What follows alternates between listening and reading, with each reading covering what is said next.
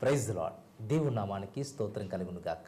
మహాగణుడు, మహోన్నతుడు, మహిమాన్వితుడైన దేవుని ప్రియ కుమారుడైన యేసుక్రీస్తు ప్రభు వారి శ్రేష్టమైన నామమున దైవ మహిమ టీవీ ఛానల్ వీక్షిస్తున్నటువంటి వీక్షకులందరికీ క్రీస్తుకు నేను సాక్షిని కార్యక్రమానికి ప్రేమపూర్వక ఆహ్వానం తెలియజేస్తున్నాం. మరి ఎన్నో గొప్ప అద్భుతమైనటువంటి సాక్ష్యాలు మనం వీక్షిస్తున్నాం. మరి ఈ వారం మన ముందుకు యవ్వన కాలంలో కాడి మోయట ఎంత శ్రేయస్కరమో, మరి అలాంటి కాడిని మోసుకుంటూ దేవుని సేవను జరిగిస్తాను, దేవుని సేవలో ప్రాణార్పణంగా పోయబడతాను అని యవ్వన కాలంలోనే తనను తాను సమర్పించుకొని ముందుకు కొనసాగుతున్నటువంటి యవనస్తుడు, దైవజనుడు ఉత్తమ్ కుమార్ గారు మన మధ్యలో ఉన్నారు. వారి సాక్ష్యాన్ని వారి మాటలోనే వీక్షిద్దాం. Praise lord brother. ముందుగా మరి దైవ మహిమ టీవీ ఛానల్కి విచ్చేసినటువంటి మీకు మా హృదయపూర్వక వందనాలు, శుభాలు మీకు తెలియజేస్తున్నాం. మన దైవ మహిమ టీవీ ప్రేక్షకుల తరపు నుండి thank you brother, thank you very much. మరి క్రీస్తుకు నేను సాక్షిని అనే కార్యక్రమానికి మీరు వచ్చారు, అందును బట్టి మరి మా హృదయపూర్వక వందనాలు తెలియజేస్తున్నాం బ్రదర్. మరి ముందుగా మీ బ్యాక్గ్రౌండ్ తెలియజేయండి. నా పేరు వచ్చేసి కుమార్ అండి. మాది వచ్చేసి చెర్లో కొత్తూరు అని పల్లెటూరు గ్రామం. సో అక్కడ మా నాన్నగారి పేరు వచ్చేసి దావీదు, అమ్మ పేరు వచ్చేసి సుజానమ్మ. మాకు వచ్చేసి ఇద్దరు అక్క వాళ్ళు, నేను మా చెల్లెలి, ట్విన్స్ అనమాట. మొత్తానికి ముగ్గురు సిస్టర్స్, నేను కొనేది. Thank you brother, thank you very much. Background చాలా చక్కగా తెలియజేశారు. మరి చక్కటి ఒక గ్రామం నుండి మీరు వచ్చినట్టుగా చాలా సంతోషం బ్రదర్. రక్షింపబడక మునుపు, యేసు క్రీస్తును ప్రభువుగా అంగీకరించక ముందు మీ జీవితం ఎలా ఉందంటారు? నా జీవితం వచ్చేసి యేసు క్రీస్తుని అంగీకరించక ముందు చిన్నతనంలో ఏ విధంగా అయితే వాళ్ళు చిన్నపిల్లలుగా ఉన్నప్పుడు ఏ విధంగా అయితే తల్లిదండ్రులకు మాట వినకుండా ఉంటారో, ఏ విధంగా అయితే చెడు అలవాట్లకు బానిసత్వం పోయి సో తమ జీవితాలను పతనం చేసుకుంటారో, అలాంటి ఒక బ్రతుకులో నా జీవితం ఉండేది. సో తల్లిదండ్రులకు తెలియకుండా కొన్ని పొరపాట్లు, సో తెలిసి చేశాను, తెలియక చేశాను, కానీ కొన్ని చెడు అలవాట్లకు బానిసత్వంపై సో అనేక విధాలుగా నేను నా జీవితం ఏంటో, నా జీవితం ఏడల దేవుని యొక్క ఉద్దేశం ఏంటో తెలుసుకోలేక సో పతనమైన దినాలు చాలానే ఉన్నాయి.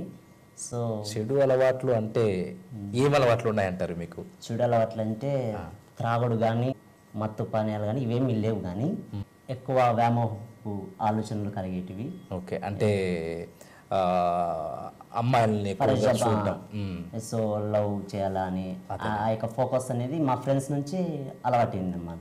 ఓకే, సో ఆ విధంగా ఎక్కువ ఉండేది నా జీవితంలో. ఎందుకంటే మా ఫాదర్ మోహపు చూపు చూడటం అనేది సో అలాగే నా జీవితంలో ఉండేది. కానీ మొత్తానికైతే దేవుని దేవల్ల మా ఫాదర్కు ఎలాంటి హ్యాబిట్స్ లేక ఉండడంతో సో నేను కూడా ఒక గెట్టింగ్ గార్డ్కి ఒక ఛాన్స్. ఓకే, చెడు అలవాట్లు అనేవి కొన్ని ఉన్నాయంటారు. మరి యేసుక్రీస్తును ప్రభువుగా ఎలా అంగీకరించారు మీరు? ఏ విధంగా యేసుక్రీస్తును మీరు తెలుసుకున్నారు? ఈ విధంగా చెడు అలవాట్లకు బానిసత్వం నా జీవితంలో అటు పేరెంట్స్ నుంచి ఇటు ప్రతి చోట కూడా నాకు ఒక బ్యాడ్ నేమ్ క్రియేట్ అయిందనమాట. అసలు నా జీవితం ఏంటి, అసలు నా బ్రతుకు అసలు అర్థం లేదా అని దుఃఖపడుతున్న దినాల్లో అనుకోని రీతిలో నేను సో క్రిస్టియన్ అసెంబ్లీ చర్చికి వెళ్ళేవాడిని. అప్పుడు వెళ్తున్నప్పుడు కూడా మొత్తానికి బైబిల్ మా అమ్మ ఇచ్చి సో వారికి ఇచ్చి నేను వెనక్కి వెళ్ళేవాడిని అనమాట. ఎందుకంటే ఫ్రెండ్స్ ఏదన్నా నన్ను అనుకుంటారేమో, అబ్బా భక్తులు బయలుదేరినారా అని. సో అలాగా నేను నా జీవితాన్ని వెనకం చేసుకుంటా ముందుకు వెళ్ళేవాడిని. కానీ అనుకోని రీతిలో ప్రతి ఒక్కటి నుంచి వేసిన సో నేను విడుదల పొందకముందు ఈ విధంగా నడుస్తున్నప్పుడు దేవుడు అనుకోని రీతిలో నన్ను ఒక మందిరానికి నడిపించాడు. అక్కడికి నడిపించినప్పుడు అక్కడ ఉన్నటువంటి ఫాస్టర్ నన్ను సో ప్రోత్సాహపరచడము, అక్కడ ఉన్నటువంటి ఫాస్టర్ నన్ను సో ఎలాగైనా కానీ సాంగ్స్ పాడండి, మీరు బాప్తిసం తీసుకోండి, బాగుంటుంది మీ లైఫ్ అన్నప్పుడు వెంటనే సో నేను దేవుని సమర్పించుకోవాలనుకున్నాను.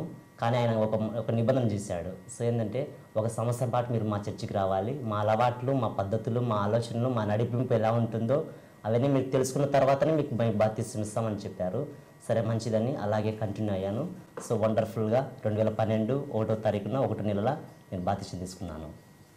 అంటే ఇప్పుడు కేవలం పాటలు పాడడానికే నేను చర్చికి వెళ్ళాను అని అన్నారు కదా, మరి పాటలు పాడడానికే మరి చర్చికి వెళ్ళారా, లేకపోతే నిజమైనటువంటి మార్పు నాతో ఈరోజు ఇలా దేవుడు మాట్లాడాడు, ఈ వాక్యం ద్వారా నేను పట్టబడ్డాను, నేను ఈ విధంగా ప్రభువును అంగీకరించాను అన్నటువంటి సందర్భం ఏమైనా మీ దగ్గర ఉందా? ఎస్, యెహెజ్కేలు 2వ అధ్యాయం ఒకటో వచనం నుంచి ఆలోచిస్తానుక, నిన్ను ఇశ్రాయేల్ దగ్గరికి పంపుతున్నాను, వారు విన్నా వినకపోయినా కానీ వారి మధ్యన ఒక ప్రవక్త ఉన్నాడని తెలియపరచుము అనే మాట నాకు నిద్ర లేకుండా, సో నా జీవితాన్ని అసలుకు ఏ ఆలోచన కూడా లేకుండా, ఆకలి దాహం అనేది ఏమి కూడా లేకుండా ప్రతి ఒక్కటి కూడా అంటే ఎందుకో తెలియని ఆ యొక్క వర్డ్ నన్ను వెంటాడేది. సో సమాజం వైపు చూసినప్పుడు నాకు తెలియకుండా నేను ఏడుస్తూ ఉండేవాడిని. సో లోకం వైపు చూసినప్పుడు వ్యభిచారము, ఇష్టానుసారం తన జీవితాలను భ్రష్టపరుచుకుంటూ వారి జీవితాలు పతనం చేసుకునే స్థితిలో ఉండగలుగుతున్నప్పుడు నాకు తెలియకుండా నేనే డిప్రెషన్లోనే పడ్డాను అనమాట. సో అలాంటి జీవితం ఉన్నప్పుడు దీనికి అర్థం ఏంటనే ఒక ఫాస్ట్ని అడిగినప్పుడు ఆయన చెప్తున్నాడు, సో దేవుడు మిమ్మల్ని వాడుకుంటున్నాడు బ్రదర్, దేవుడు మిమ్మల్ని సో పిలుస్తున్నాడు, మీరే ఆ ప్రవక్తగా ఉంటారని దేవుడు హెచ్చరిక చేస్తున్నారని చెప్పినప్పుడు ఫాస్టర్ గారు మాట్లాడుతున్న ప్రతి మాట కూడా నన్ను టచ్ అయింది అనమాట. అరే ఏంటి నా జీవితం గురించి ఇతడు తెలియపరుస్తున్నాడు, నా బ్రతుకును సో అర్థమయ్యేలా అతడు ఎలా చెప్పగలుగుతున్నాడు అని ఆలోచించినప్పుడు సో ఎందుకో తెలియదు, సో నాకు దేవుడు కావాలి, దేవునితో నేను నడవాలి, దేవుని యొక్క సన్నిహిత నేను కలిగి ఉండాలని ఆలోచించి, సో నన్ను ఆ చెప్పబడినటువంటి ఆ మాటను బట్టి సమస్తము నూతనంగా దేవుడు చేస్తున్నాడు నీ జీవితంలో అనేటువంటి ఆ మాట ద్వారా నేను రక్షించబడాలి, నేను కూడా క్రీస్తులాగా నడవాలి, క్రీస్తుతో నేను ఫ్రెండ్షిప్ రిలేషన్షిప్ చేసుకుంటే ఈ లోకంలో నాకు ఏది కూడా సో వద్దు అనేటువంటి ఒక తీర్మానానికి వచ్చానండి.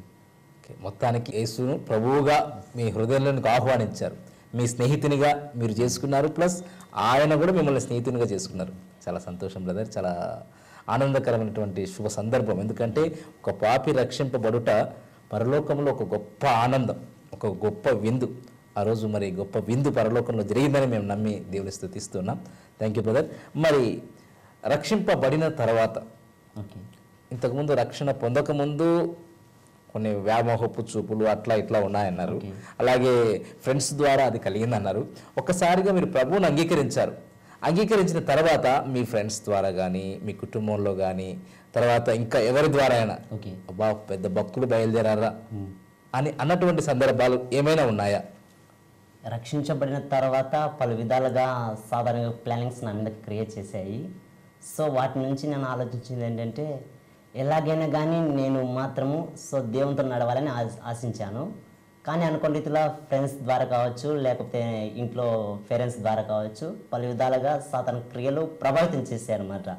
సో నీతిమంతుడిలా, సో భక్తిపరంలా, ఇప్పుడే మార్పు చెందిన వాళ్ళ, సో ఇతడొక్కడే పరలోక రాజ్యం వెళ్తాడా, సో ఇతడొక్కడే మార్పు తీసుకొస్తాడా అన్నట్టుగా చాలా విధాలుగా కృంగదీసేటువంటి మాటలు కలిగినప్పుడు, సో నేను ప్రతి క్షణం కానీ సో దేవునితో నాకు తెలియకుండానే సో ఉపవాసం ఉండడం, నాకు తెలియకుండానే దేవునితో సన్నిహిత కలిగి ఉండడం, ఇంకా దేవుడి దగ్గర కావడం, ఈ లోకంలో ఏది కూడా ప్రతిది కూడా విసర్జించబడడం నా జీవితంలో జరిగింది. నేను నా బెస్ట్ ఫ్రెండ్స్, సో నా ఫ్యామిలీ, ప్రతి ఒక్కరు కూడా ఇప్పుడు నేను చెప్పగలుగుతాను బహుధైర్యంగా, అందరికంటే ప్రాముఖ్యంగా నాకు దేవుడు ఉండాలి, నాకు యేసుక్రీస్తు ఉండాలని అని ధైర్యంగా చెప్పగలుగుతాను. ఎందుకంటే నన్ను సో ఇలాంటి జీవితంలోకి నన్ను నడిపించిన నా యేసయ్యకు సో రుణపడి ఉంటానని ఆశిస్తున్నాను. థ్యాంక్ యూ బ్రదర్, నిజంగా చాలా చక్కటి సాక్ష్యం. మరి ఏ విధంగా మీరు ప్రభువుని అంగీకరించారో తెలియజేశారు మాకు, చాలా సంతోషం బ్రదర్. మరి సేవకు వెళ్ళాలి, సేవలో నా దేవుని ప్రియ కుమారుడని యేసుక్రీస్తును ప్రకటించాలి, సిలువ వేయబడిన యేసును నేను ప్రకటించాలి, పునరుత్థాన క్రీస్తును ప్రకటించాలన్నటువంటి ఆశ, ఆసక్తి మీకు ఎలా కలిగిందంటారు? నాకు తెలియకుండానే ఒక వర్డ్ నన్ను వెంటాడేది. యెహెజ్కేలు 2వ అధ్యాయం 3వ వచనంలో, ఇశ్రాయేలు దగ్గర ప్రజలకి, నన్ను నమ్మని వారి దగ్గర నేను పంపుతున్నాను, వారి మధ్య ఒక ప్రవక్త ఉన్నాడని నేను తెలియపరచాలని ప్రభువు నాతో పదే పదే ఈ మాటను హెచ్చరిక చేసేవాడు. నాకు అర్థం కాలేదు, ఏం చేయాలో అర్థం కాని పరిస్థితిలో ఉన్నప్పుడు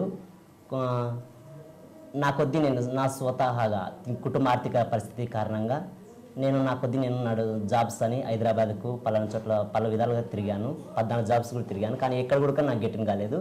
కానీ ఒక్కసారి ఆలోచించాను, దేవునికి వ్యతిరేకంగా ఉండి మనం ఏం చేయలేమనే మాట. పలు ఉద్యోగాలు నేను చేస్తున్నప్పుడు అనుకోని రీతిలో నన్ను ఈ మాట వెంటాడేది. ఈ మాట వెంటాడుతున్నప్పుడు ఎక్కడ చూసినా కానీ నేను ప్రతిఫలం చూడకుండా, నా జీవితంలో ఎక్కడికైనా ₹1 కూడా ఇంట్లో ఇవ్వకుండా, పలు విధాలుగా నా జీవితానికి నాకు తెలియకుండానే నేను ఒక కృంగుదల కలిగజేసుకునేవాడిని. ఇలాంటి స్థితిలో నేనేం చేయాలో అర్థం కానప్పుడు, ఈ మాటకు అర్థం ఏంటియా అని ఒక ఫాస్ట్ని అడిగితే ఆ ఫాస్టర్ అన్నారు, దేవుడిని ఎత్తి పట్టుకున్నప్పుడు, దేవుడు వాడకాలనుకున్నప్పుడు మన జీవితంలో ఇలా మార్పులు జరుగుతాయి కుమార్ అన్నాడు. ఏంటయ్యా మార్పులు అని చెప్పినప్పుడు ఆ ఫాస్టర్ గారు చెప్పారు, సో నిద్ర రాదు, లోకం వైపు చూసినప్పుడు కంట తడబడేటువంటి కన్నీరు బాష్ప బిందెలుగా కారుతూ ఉంటుంది అని పలు విధాలుగా నేను ఇలా వెళ్తున్నప్పుడు ఫాస్టర్ గారు చెప్పినటువంటి ఆ మాట నా జీవితంలో జరుగుతున్నప్పుడు ఏం చేయాలో అర్థం కాలేదు. అనుకోని రీతిలో నేను ఉపవాసం ఉండడం, అనుకోని రీతిలో ఆ మాట నన్ను ఎందుకు టచ్ అవుతుందో అని తెలియకుండా ఆ మాటను పట్టుకొని బైబిల్ చదవడము, బాగా దేవుడి గురించి ఇంకా తెలుసుకోవడము, నాకు తెలియకుండానే ఒక దేవుని దగ్గర సంబంధం తీసుకొని వచ్చింది. నేను డిప్లొమా చదివేటప్పుడు ఫైనల్ ఇయర్ ఉన్నప్పుడు నేను అనుకునేవాడిని అనమాట, నేను బైబిల్ ట్రైనింగ్ చేసి రావాలని. ఆ మాట నాకు మళ్ళీ 2 సంవత్సరాల తర్వాత దేవుడు జ్ఞాపకం చేసినప్పుడు, నువ్వు బైబిల్ ట్రైనింగ్ వెళ్తావని చెప్పావు, కానీ నన్ను వెనకని చేసావని దేవుడు హెచ్చరిక చేసినప్పుడు వెంటనే మళ్ళీ బైబిల్ ట్రైనింగ్కి వెళ్ళాను. బైబిల్ ట్రైనింగ్ వెళ్ళిన తర్వాత వండర్ఫుల్గా దేవుడు నాయడలు పెట్టినటువంటి గొప్ప ప్రణాళిక, ఆయన ఉద్దేశం, ఆయన తలంపు ఏదైతే కలిగి ఉన్నాడో వాటిని నేను చేయుటకు నేను తెలుసుకున్న మరుక్షణమే ఇంట్లో వాళ్ళకి చెప్పాను, నేనేం పని చేయను, ఎక్కడికి వెళ్ళను, నేను దేవుని సేవ చేయాలని తీర్మానం చేసుకున్నాను. Thank you brother. నిజంగా యవ్వన కాలంలో దేవుని సేవ చేయడం అనేది చాలా భారభరితమైనటువంటి విషయం. అయినా ప్రభు వాక్యం యవ్వన కాలమందు కాడి మోయుట శ్రేయస్కరం అని సెలవిచ్చారు. కాబట్టి యవ్వన కాలంలోనే ప్రభువుకు మీరు అర్పించడం అనేది, ఆయనకు సమర్పించుకోవడం అనేది చాలా గొప్ప సంగతి. మరి యవ్వన కాలంలో మీరు ఉన్నారు కదా, ఈ యవ్వన కాలంలో ఉన్నప్పుడు మళ్ళీ మీకు పాపపు ఆలోచనలు కానీ, పాపిష్టి పనులు చేయాలా అన్నటువంటి తలంపులు కానీ, ఇవి యవనస్తులకు సహజం రావడం, మరి మీకు వస్తున్నాయా, రావట్లేదా? వాటిని మీరు ఎలా జయిస్తున్నారు? వాటిని గురించి తెలియజేయండి. యవన కాలంలో ఉన్నప్పుడు ఉడుకు రక్తం ఉంటుంది కదా, పలు విధాలుగా అనేకులు కూడా మనల్ని కించపరుస్తూ ఉంటారు, నువ్వు సేవ చేయడం ఏంటి, అసలు నువ్వు ఎలా ఉంటావని. కానీ మొత్తానికి ఒకటే నేను మాట చెప్పగలుగుతాను, దేవునితో మనము సాన్నిహిత సంబంధం కలిగి ఉంటేనక ఈ లోకంలో ప్రతిదీ కూడా వ్యర్థం అనేలా ఉంటుంది. పాపం మన దగ్గరికి వస్తున్నప్పుడు వాటి నుంచి యేసేపు ఏ విధంగా అయితే తప్పించబడ్డాడో ఆ విధంగా తప్పించబడతాం. ఎప్పుడో తెలుసా? యేసుక్రీస్తును మన హృదయం ఫుల్ఫిల్గా నింపుకున్నప్పుడు పాపం మన దగ్గర నుంచి పారిపోతుంది. ఇదండి నేను చెప్పడానికి గొప్ప ఉదాహరణ. తప్పకుండా. అంటే యేసేపు గారిని మీరు ఉదాహరణగా పెట్టుకున్నారు. యేసేపు ఏ విధంగా అయితే ఇంత ఘోరమైన దుష్కార్యము నేను నా దేవుని ఎదుట ఎలా చేయగలను అని చెప్పగలిగారో అలా మీరు చెప్పగలరు. Thank you. అలాంటి మంచి మనస్సు, అలాంటి పరిశుద్ధమైనటువంటి జీవితం మీలో ఉండటం అనేది చాలా గర్వకారణం, దేవునికి మహిమాది. చాలా సంతోషం బ్రదర్. మరి అలాంటి సందర్భాలు ఏమైనా ఎదురయ్యాయా?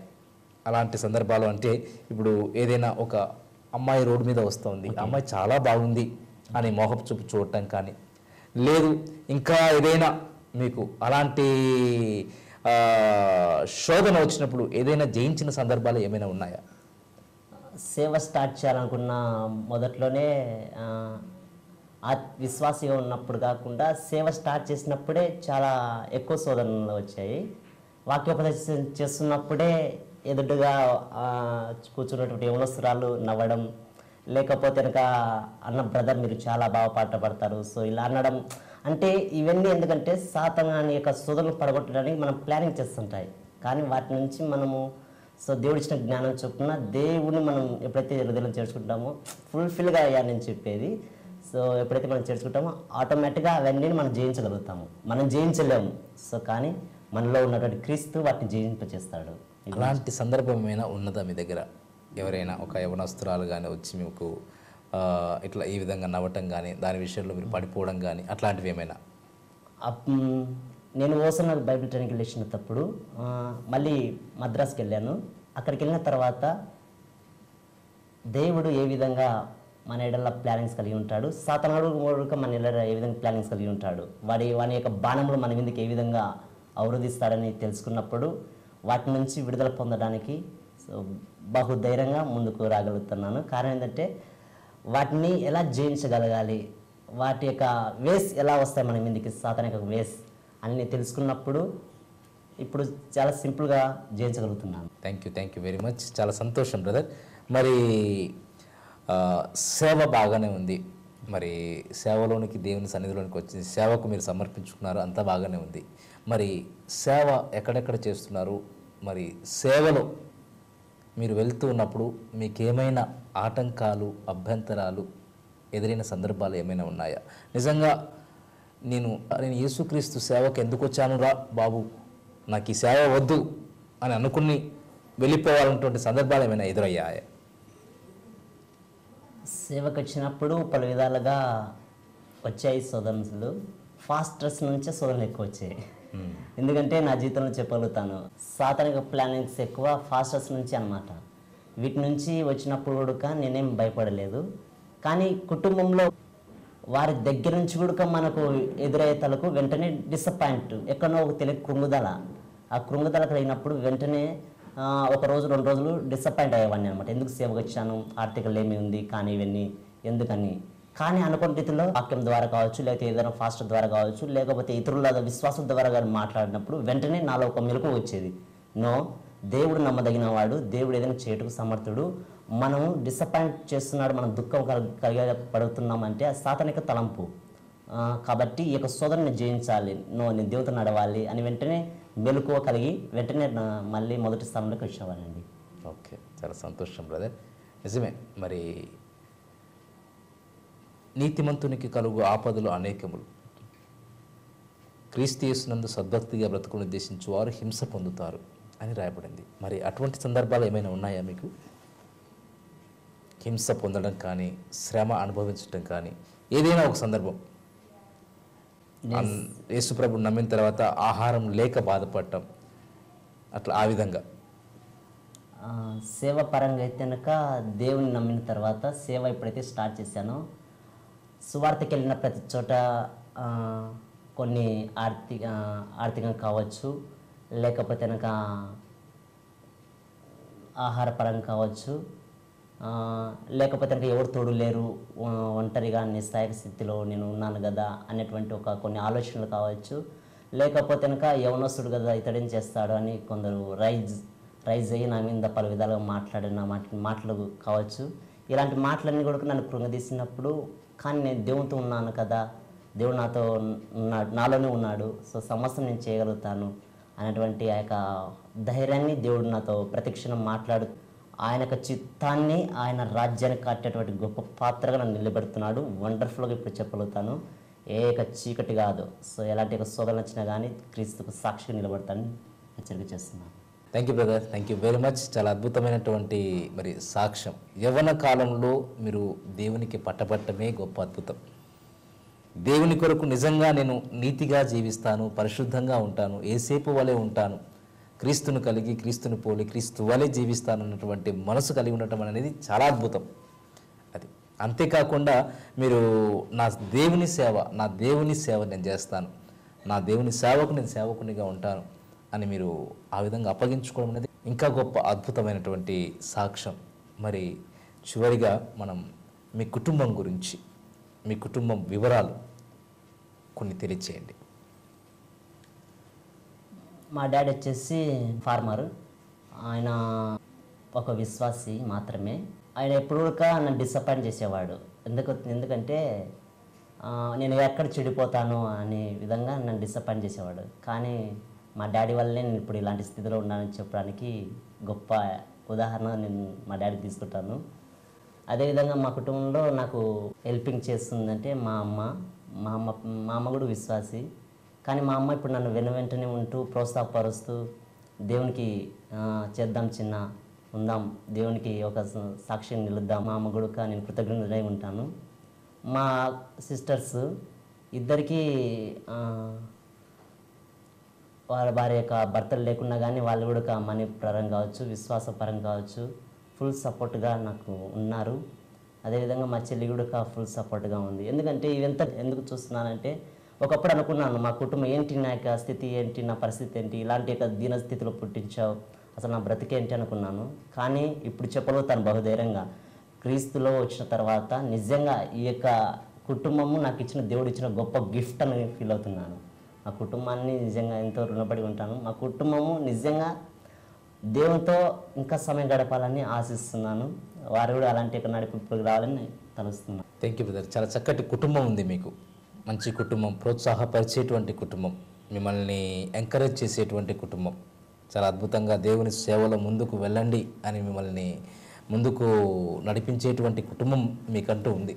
దేవునికి స్తోత్రం. అలాంటి కుటుంబం ఉండటం అనేది చాలా అద్భుతమైనటువంటి విషయం. చాలా కుటుంబాలు మీరు అన్నట్టుగా కొంతమంది డిస్కరేజ్ చేసే వాళ్ళే ఎక్కువగా ఉన్నారు. నువ్వేం చేస్తావు, నువ్వేం చెయ్యలేవు, నీతో ఏమీ కాదు అన్నటువంటి వాళ్ళు చాలామంది ఉన్నారు. అయినా నీ కుటుంబం మాత్రం మరి మిమ్మల్ని ప్రోత్సాహపరిచేటువంటి కుటుంబంగా ఉండడం మరి మా హృదయపూర్వక వందనాలమ్మా. మీకు అందరికీ కూడా చాలా మరి అద్భుతంగా మరి ఒక సేవకుని ముందుకు నడిపించడం అనేది చాలా గొప్ప విషయము. మీరు ఆ విధంగా మరి బ్రదర్ని మీరు నడిపిస్తున్నందుకు మా హృదయపూర్వక వందనాలు తెలియజేస్తున్నాం. మరి బ్రదర్, చివరిగా మీకు ఉన్నటువంటి గోల్ ఏంటి? సేవలో నిజంగా నేను ఎందుకు వచ్చాను, దేనికోసం వచ్చాను అన్నటువంటి ఒక గోల్ అంటూ ఏమైనా పెట్టుకొని వచ్చారు ఇక్కడ? ఓకే. నా చిన్నతనంలో మాది బనాంపల్లి. మా చిన్నతనంలో కొన్ని లక్షల మందిని అమెరికా వాళ్ళు తీసుకొని సువార్త చేస్తున్నారు. ఆ లక్షల మంది ఇప్పుడెందుకు కనిపించడం లేదు అనేటువంటి ఒక ఆలోచన, ఆ విజన్, ఆ దర్శనం నన్ను వెంటాడుతూ వస్తుంది. నేను అనుకున్నాను, సేవ స్టార్ట్ చేసినప్పుడు పెద్ద పెద్ద ఫాస్టర్స్ పిలిపించి వారి దగ్గర వారిని పిలిపిస్తే కనుక వారు కొన్ని లక్షల మంది జమకు అవుతారు కదా అనుకున్నాను. అనుకున్న రీతిలో దేవుడు బయలుపరిచినటువంటి ఒకే ఒక ప్రణాళిక ఏంటో నేను తెలుసుకోలేకుండా ఈ విధంగా ఆలోచించేవాడిని. ఆ యొక్క దర్శనం నన్ను వెంటాడేది. ఏం చేయాలో అర్థం కాలేదు. బైబిల్ ట్రైనింగ్కి వెళ్ళినప్పుడు దేవుడు బయలుపరిచాడు. అక్కడ నేను నిలబెడుతున్నది ఎవరినో కాదు, ఆ లక్షల జనాంగాన్ని నడిపించేది నువ్వే అని చెప్పాడు. హల్లెలూయా, స్తోత్రం. అప్పుడు ఎగ్జైట్గా ఫీల్ అయ్యాను. ఏంటి ఎలా జరుగుతుందని. నాకు సమస్తము సాధ్యమైన దేవుడు బయలుపరిచి వెంటనే సరే గాడ్ నీ చిత్తం ఎలా ఉంటే అలా చేస్తానని ముందుకు వచ్చాను. ఇప్పటికీ వండర్ఫుల్గా 70 విలేజెస్ తిరిగాను. వండర్ఫుల్గా దేవుని ప్రతి చోట కూడా చిత్తాన్ని చేయడం అనేది అందరూ ఆశ్చర్యంలో లోనవుతున్నారు. అంటే కన్ఫామ్గా నేను ఆ యొక్క దర్శనాన్ని రీచ్ అవుతాను. రాబోయే రోజుల్లో నా దేవుడు నా ఎందుకు పెట్టినట్టు ఆ దర్శనాన్ని నేను చేరుకుంటాను. ఆ విశ్వాసం నాకుంది. ఎందుకంటే నన్ను నడిపించిన నావికుడు జీసస్, మనుషులు కాదండి. చాలా సంతోషం బ్రదర్. మంచి విజన్ ఉంది మీకు, చాలా అద్భుతమైనటువంటి విజన్. దేవుడు మిమ్మల్ని ఏర్పరచుకున్నాడు, ఎన్నుకున్నాడు, పిలుచుకున్నాడు, తన సేవకు మిమ్మల్ని వాడుకోబోతున్నాడు. చాలా సంతోషం బ్రదర్. మరి ఇంకా ఏం కోరుకుంటున్నారు మీరు? ఐక్యత చాలా ఇంపార్టెంట్. ఆ ఐక్యత రావాలని ఆశిస్తున్నాను. ఎందుకంటే అది నా వలన రాదు, సో ప్రభు వలన సాధ్యము. కానీ ఒకటి, కడవరి దినాల్లో ప్రేమ చల్లారుతుందని ప్రభు యొక్క లేఖనాలు సెలవిస్తున్నాయి. ఆ లేఖనాలు ఉన్నటువంటి ఆ యొక్క ఆలోచనలన్నింటినీ కూడా తీసివేసి అందరూ ఐక్యత కలిగి ప్రేమతో, సంతోషంతో, సమాధానంతో పరలోక రాజ్యంలో సంతోషం ఉండాలని ఆ దర్శనం కోసం నేను వేచి ఉంటున్నాను. Okay brother, thank you brother, thank you very much. చాలా అద్భుతంగా మరి మీ లైఫ్ను టర్న్ చేస్తాడు దేవుడు కదా. యవన కాలంలో మీరు దేవునికి పట్టబడ్డం అనేది చాలా అద్భుతమైనటువంటి విషయం. మరి యవన కాలంలో దేవుని సేవ చేయడం అనేది గొప్ప అద్భుతమైనటువంటి విషయం. ఒక దర్శనం కలిగి మీరు ముందుకు వెళ్ళటం అనేది చాలా అద్భుతమైన విషయం. మరి మీరు దైవమహిమ టీవీ ఛానల్కి వచ్చి ఈ విధంగా దేవుని యొక్క సువార్తను ప్రకటించాలన్నటువంటి ఆశ, ఆసక్తి కలిగి ఉండటం చాలా గొప్ప విషయం బ్రదర్. మరి ముందున్న కాలంలో దేవుడు మిమ్మల్ని గొప్ప దైవజనునిగా, ఉన్నతమైనటువంటి దైవజనునిగా, అనేకులకు ఆశీర్వాదకరంగా మలచబోతున్నటువంటి నమ్మకం మాకైతే ఉంది. ఎందుకంటే మీలో ఉన్నటువంటి ఆ జీల్, ఆ కాన్ఫిడెన్స్ అలా ఉంది కాబట్టి దేవుడు మిమ్మల్ని తప్పకుండా నడిపిస్తారన్నటువంటి నమ్మకం మాకైతే ఉంది brother. Thank you very much. మరి అద్భుతమైనటువంటి విషయాన్ని మీరు తెలియజేశారు. మరి మన దైవ మహిమ టీవీ ఛానల్ వీక్షకులకు మీరు ఇచ్చేటువంటి చిరు సందేశం? దేవుడు సమస్తం మన దగ్గర పెట్టాడు, మంచి మార్గం, చెడు మార్గం. పరలోక రాజ్యాన్ని నువ్వు చేరాలన్నా, ఆ సంతోషాన్ని, ఆ సమాధానాన్ని నువ్వు ఎల్లప్పుడూ ఆ యొక్క నీతి అయిన మార్గంలో నడవాలన్నా నీకు మార్గదర్శి ఎవరైనారంటే యేసుక్రీస్తు అయి ఉన్నాడు. యేసుక్రీస్తును నమ్మితేనే నువ్వు పరలోక రాజ్యాన్ని స్వతంత్రించుకుంటావు. యేసుక్రీస్తును నమ్మకపోతే నువ్వు నిత్య నరకంలో పడతావు, ఇది గ్యారంటీ. ఎందుకంటే దేవుడు మార్గమై ఉన్నాడు, దేవుడు సత్యమై ఉన్నాడు. ఆయన వాక్యం రూపంలో మన మధ్యనే ఆది నుంచి మనతో కూడా సన్నిహిత సంబంధం కలిగి ఉండాలని ఈ యొక్క కొత్త నిబంధనలో దేవుడు మనలోనే ఉన్నాడు. దేవుని ఆలయాన్ని మనం పాడు చేస్తే మనం పాడు చేస్తాడని ప్రభు హెచ్చరిక చేస్తున్నాడు. అంటే ఆయన ఆలయం అంటే ఏదో గోపురాలు కాదండి, ఏదో ఒక మందిరం కాదండి, మన హృదయమే ఆయన ఆలయము. ఇక్కడ ఆయన నివసిస్తున్నాడు. ఈ యొక్క పరిశుద్ధమైనటువంటి దేహాన్ని ఒకవేళ నువ్వు పాడు చేస్తే కనుక నువ్వు నిత్య నరకంలో పడడం గ్యారంటీ. కాబట్టి నీ జీవితాన్ని మార్చుకొని ప్రభువు యొక్క రాకడ వరకు నమ్మకంగా క్రీస్తుకు సాక్షిగా నువ్వు నిలుస్తూ దేవుడు ఏదైతే సత్యమైన మార్గంలో నడవాలని ఆశిస్తున్నాడో, దేవునికి యథార్థంగా నీతిగా ఏదైతే బ్రతకాలని ఆయన తలంచుతున్నాడో ఆ విధంగా నువ్వు నడుస్తే పరలోక రాజ్యంలో చేరుతావు. క్రీస్తు రాకడ వరకు నువ్వు నమ్మకంగా అనేకులను రైట్ చేసేవాడిగా నువ్వు ఉంటావు. దేవునికి మహిమ కలుగును గాక. Thank you brother, thank you very much. చాలా అద్భుతమైనటువంటి సాక్ష్యాన్ని మన దైవ మహిమ టీవీ వీక్షకులకు మీరు అందించినందుకు మా హృదయపూర్వక వందనాలు మీకు తెలియజేస్తున్నాం.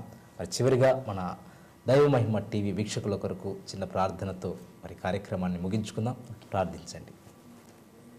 మహోన్నతుడా, కృపా సత్య సంపన్నుడా, మీకు అనేకమైన వందనాలు, స్తోత్రములయ్యా. గతించినటువంటి దినములంతట్లో నీ కృపాక్షేమంలో మెండుగా దయచేసి నీ అనాది కాల సంకల్పంలో నీ యొక్క దినాన్ని మా కొరకు సిద్ధపరిచి నీ యొక్క నామాన్ని స్తుతించుటకు, నీ యొక్క నామాన్ని మహిమపరచుటకు మీరు చూపుచున్న గొప్ప కృపకాయ నీకు వందనాలు తెలియజేస్తున్నాను. ప్రత్యేకంగా ఇదిగోనైనా ఎంతమంది అయితే ఈ యొక్క టీవీ ప్రోగ్రామ్ వీక్షిస్తున్నారో, ఎంతమంది అయితే ఈ లోకంలో ఈ టీవీ ప్రోగ్రామ్ ద్వారా వారికి కావాల్సినటువంటి బ్లెస్సింగ్స్ కోసం ఎదురు చూస్తున్నారో, వాటికి కావాల్సిన ప్రతి అవసరతను మీరు తీర్చండి. వారికి కావాల్సిన ప్రతి అక్కలు మీరు తీర్చమని ప్రార్థిస్తున్నాను. వారి యొక్క హృదయ వాంఛను తీర్చి మీరే మహిమ పొందండి. అన్నలు దిక్కుల యొక్క సువార్త కూడా విస్తరింప చేయడానికి కృప చూపండి. సాతాను కట్లని తెంపమని ప్రార్థిస్తున్నాను. నీ ప్రసన్నత, నీ యొక్క బాహు మెండుగా అనుగ్రహించి ప్రతి ఒక్క వాటిపైన విజయం వచ్చును గాకని పలుకుచ్చు. ప్రతి ఒక్క ఒక్కరు కూడా తండ్రి నీకు ఇష్టమైన పాత్రగా మలచబడిన కృప చూపమని ఈ యొక్క కడవరి దినాల్లో మేము ఉంచునగా ఈ కడవరి దినాల్లో అనేక బిడ్డల ఎడల నీకు ఆత్మను కుమ్మరించి మీరే మహిమ పొందమని యేసయ్య నామములో ప్రార్థిస్తున్నాం తండ్రి. Amen. Amen. Thank you brother, thank you very much. Praise lord. వీక్షించారు కదండి, యవనస్తుడు దైవజనుడైన ఉత్తమ్ కుమార్ గారి అద్భుతమైన సాక్ష్యాన్ని. యవన కాలంలో కాడి మోయుట ఎంత శ్రేయస్కరమో, యవనస్తులు బలవంతుని చేతిలో ఎలా బాణము వంటి వారుగా ఉంటారో మన యవనస్తులు దైవజనుడైనటువంటి ఉత్తమ్ కుమార్ గారిని చూస్తేనే మనకు అర్థమవుతుంది. నేను నా దేవుని కొరకు ప్రాణార్పణంగా పోయబడతాను, నా దేవుని సేవ నా ఊపిరి ఆగేంత వరకు జరిగిస్తాను అన్నటువంటి ఆశ, ఆసక్తి కలిగి ముందుకు కొనసాగుతున్నటువంటి యవనస్తుని ఉత్తమ్ కుమార్ గారి అద్భుతమైన సాక్ష్యాన్ని వీక్షించారు కదండి. దయచేసి మీరు కూడా తన యొక్క సేవ గురించి తన కొరకు ప్రార్థించండి. మనమందరం కూడా ప్రార్థించి దైవజనుని ప్రోత్సాహపరుద్దాం. మరి ఈ వారం ఈ యొక్క క్రీస్తుకు నేను సాక్షిని కార్యక్రమాన్ని వీక్షించినటువంటి మీరు ఆశీర్వాదకరంగా ఈ యొక్క కార్యక్రమం ఉంటే దయచేసి మాకు తెలియచేయండి. మా చిరునామా క్రీస్తుకు నేను సాక్షిని, దైవ మహిమ టీవీ, జ్ఞానాపురం, నంద్యాల. మీరు మాకు ఫోన్ చేయవలసినటువంటి నంబర్స్ 9063456444 మరియు 8333944474. మళ్ళీ వచ్చే వారం క్రీస్తుకు నేను సాక్షి కార్యక్రమంలో ఇంకా గొప్ప దైవజనుల యొక్క వారి యొక్క అద్భుతమైనటువంటి అనుభవాలతో మీ ముందుంటాను. అంతవరకు చూస్తూనే ఉండండి Daiva Mahima TV. Praise the lord.